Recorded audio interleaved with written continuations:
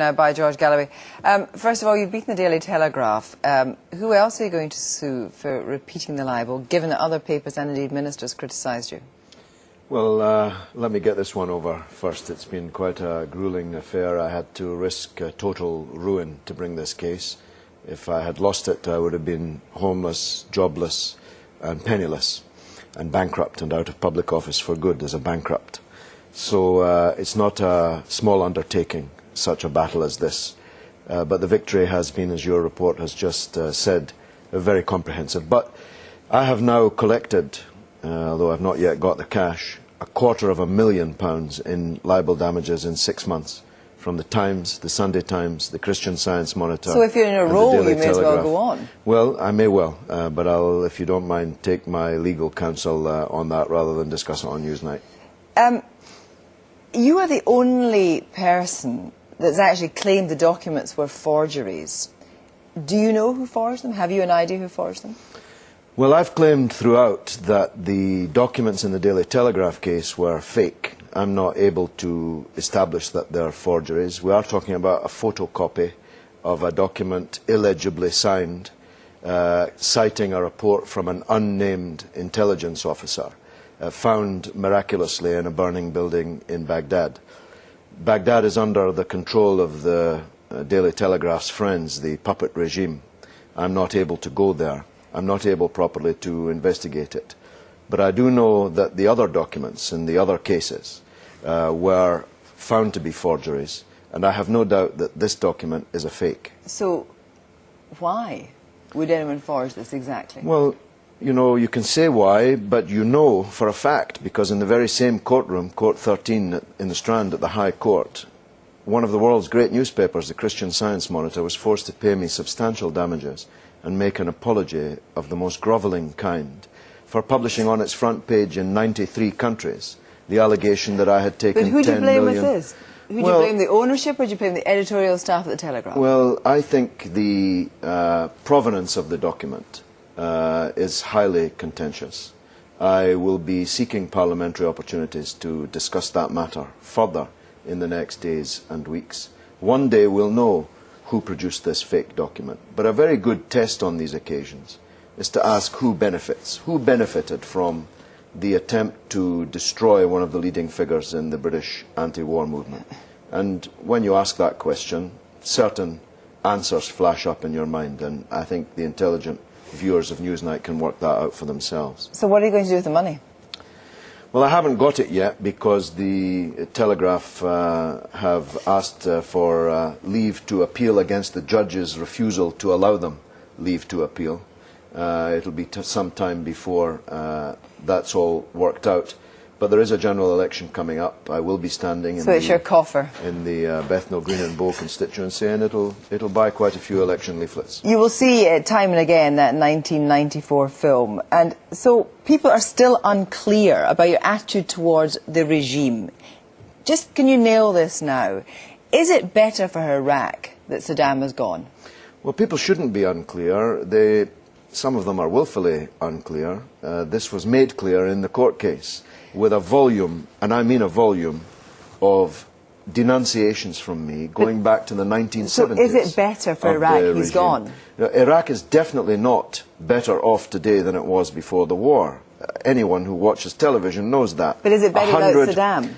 All countries are better off without their dictators. But the price of getting rid of this dictator has been an ocean of blood.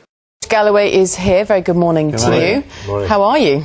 Good. It's been 3 years of facing total ruin, bankruptcy. If I'd lost this case, I would have been homeless, jobless, without a bank account, and bankrupt and out of public life for good. So it was very high stakes. 3 years is a long battle, but I'm obviously very pleased now to have finally won it. I mean, do you feel in a way that the Telegraph is almost trying to put that financial pressure on you? Well, you know, one of the problems of trying to clear your name from that kind of assault by multi-billionaire owners of newspapers is that if they dig in and go all the way, then you have to risk absolutely everything in the libel courts. Most people would have balked at that. I didn't feel that I was able to. I had to risk There are everything. those that say that you put yourself up for that sort of thing then. Well, you don't put yourself up for being lied about, and that's what libel is. It's somebody publishing lies about you. And I don't think anyone puts themselves up for that.